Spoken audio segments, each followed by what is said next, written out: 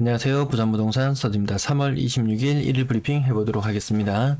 부산 방송의 제목, 딱히 붙일 제목이 떠오르지 않습니다. 그냥 가장 눈에 띄는 거, 계속 부산 아파트 억소리 나는 하락의 연속. 이게 가장 눈에 띄네요. 자, 부산 지수상으로는 상승으로 나와 있어요.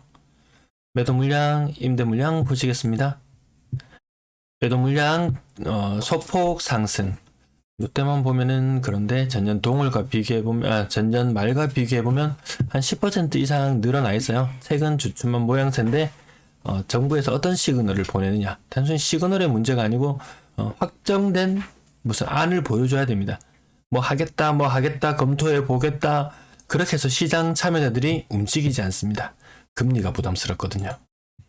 전세 물량 보시겠습니다. 전세 물량 소폭 감소. 전년 동월과 전년 말과 비교해보면 한 5% 정도 늘어난 모습. 많이 늘어난 건 아니에요. 최근 줄어드는 모양새를 보이고 있는데, 이것도 마찬가지로 매물이 증가하는 모양새와 마찬가지로 흐름을 조금 더 지켜봐야 되는데요. 확실한 시그널이 나와야 됩니다. 자, 월세 물량은 연초 대비 거의 유사한 수준, 거의 변화가 없어요. 대선 때보다는 조금 감소한 수치. 임대 물량 전체적으로 봤을 때는 대선보다 조금 감소한 수치. 아무튼 주말을 거치면서 더 떨어지는 현상은 있을 거예요. 근데 이게 전년 2020년, 21년처럼 이렇게 지속적으로 쭉 하락해 준다면 아파트 매매 가격 상승에는 긍정적이겠지만 여러 가지 암초들이 많이 있어요. 이때는 금리 이야기도 나오지 않을 때였어요. 금리 오르고 나서 보이시나요? 전세 물량 갑자기 늘어나는 거. 전세 금리가 한번 또 오르게 된다면 어떻게 될지 몰라요. 위로 올라갈지 어떻게 될지. 거래량 거래대금 보시겠습니다. 자, 거래량 빠르게 신고되고 있어요. 2월 거래가 특히 빠르게 신고되어서 이제 2월 거래 신고 몇 건 남아있지도 않은 상태입니다. 신고가 비율은 15% 정도 나와 있고요. 20% 하회하고 있는데도 주간지수가 상승이다. 저는 그렇게 보지 않습니다. 대구 지역 예고편 혹시 보셨나요? 한 3개월 전쯤 방송 한번 찾아서 한번 봐보시면은 지금의 부산의 모습과 아주 유사합니다. 아주 유사해요.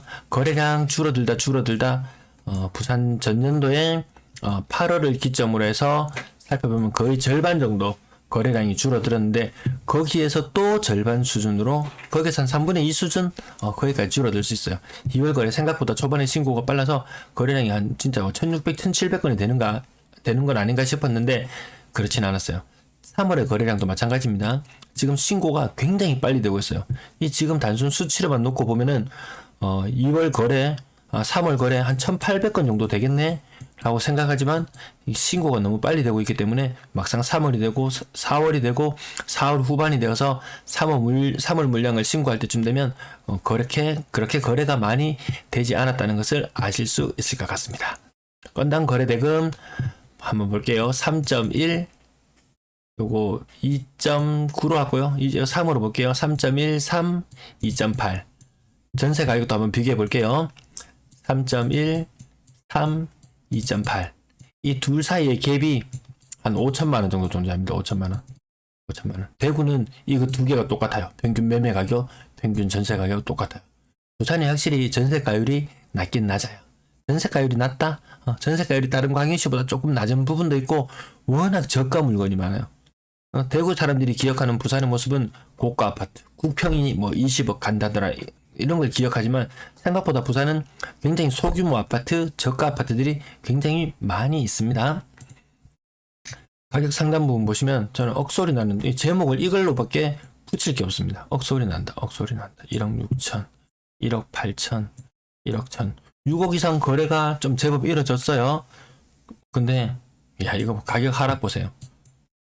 20% 정도는 우습게 하락하는 현상, 부산에 이런 현상 없었어요. 이게 또 한 페이지 내에 이렇게 하락하는 현상 정말 없었어요.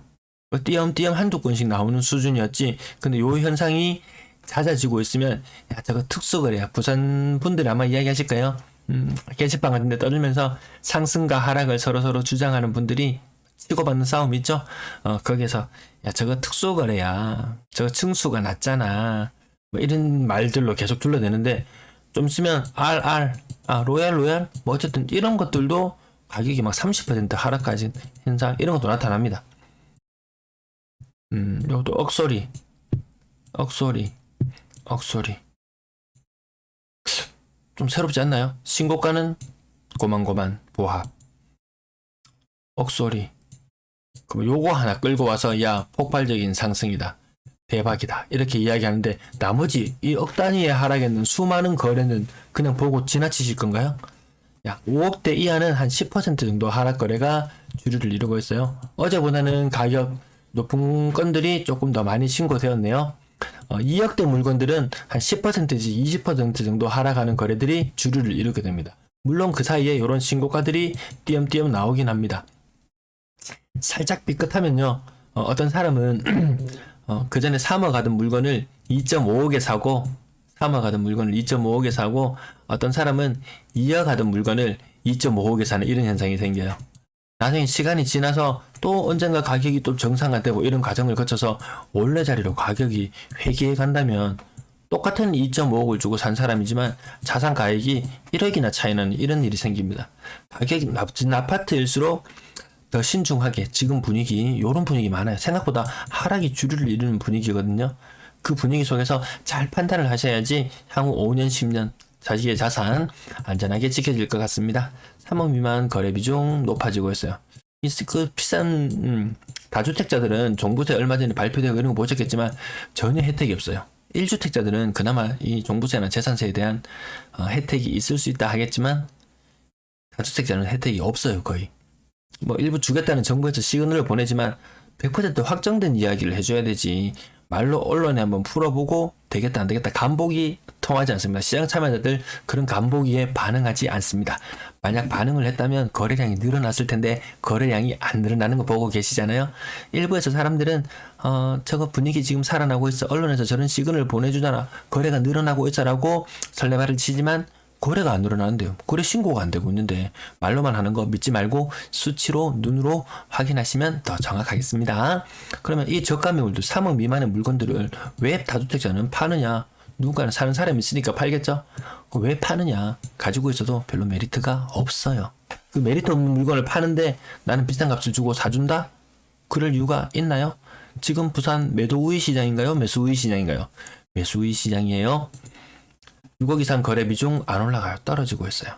시장 분위기 좋을 때 이렇게 치고 올라가는데 만약에 지금 정부에서 5억 이상 뭐 DSR을 풀어주고 이런저런 썰들이 나오고 있어요.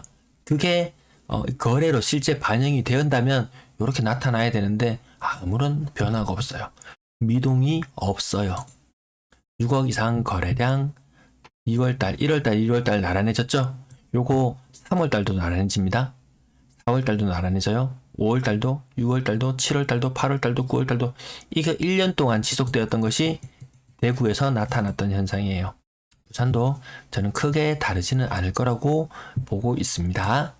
분양권 거래량 한 건 신고되었고 거래량은 0건이었어요. 한 건 별로 힘이 없어요. 전세 거래량 98건, 그중에 신고가는 12건.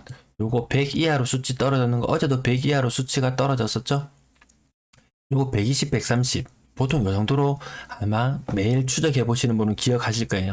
이만큼 거래가 적다는 것은 당장 2월의 거래량으로 나타납니다. 2481건. 3월도 신고가 빨라서 그렇지 결코 거래량이 많지는 않을 거예요.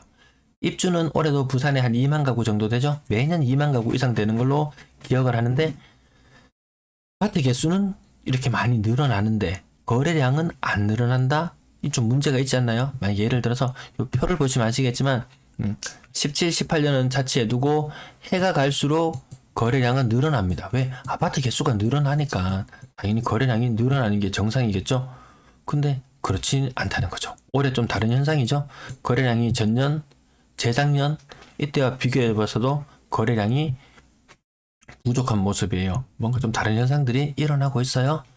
월세 거래량 60건 신고되었고 이 거래량도 전년 동월보다는 6건이 많은 수치. 하지만 재작년하고 요 평균 지점까지 이룰 수 있을지는 모르겠는데 아무튼 전세보다 월세가 조금 더 거래 상황은 조금 더 나아질 수 있을 것 같다. 왜? 월세가 전세보다 더 싸니까.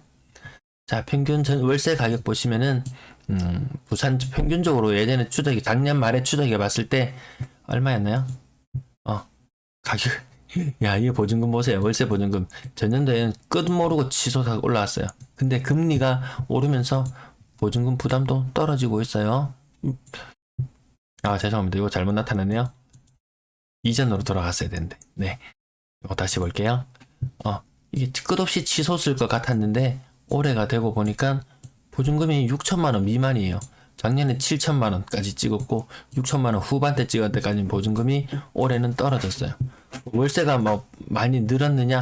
월세 일부 소폭 늘어나긴 했지만 그렇게 전세에 대한 보증금을 월세로 전가할 만큼 늘어나지는 않았다. 언론에서 이야기하는 것과 사뭇 다른 점이 있습니다. 우리 눈으로 확인하면 됩니다. 언론에서 임대차 3법 때문에 8월달, 당장 8월달이 되면은 엄청난 부담이 생길 거다. 임차인들에게 엄청난 부담이 생길 거다라고 이야기를 했어요. 종부세 때문에 임차인들에게 엄청난 부담을 떠넘길 거라고 이야기했어요. 웬걸? 전세 매물이 저렇게나 많은 걸? 저기까지는 예상하지 못했을 거예요. 시청해주셔서 감사합니다. 즐거운 주말 보내세요.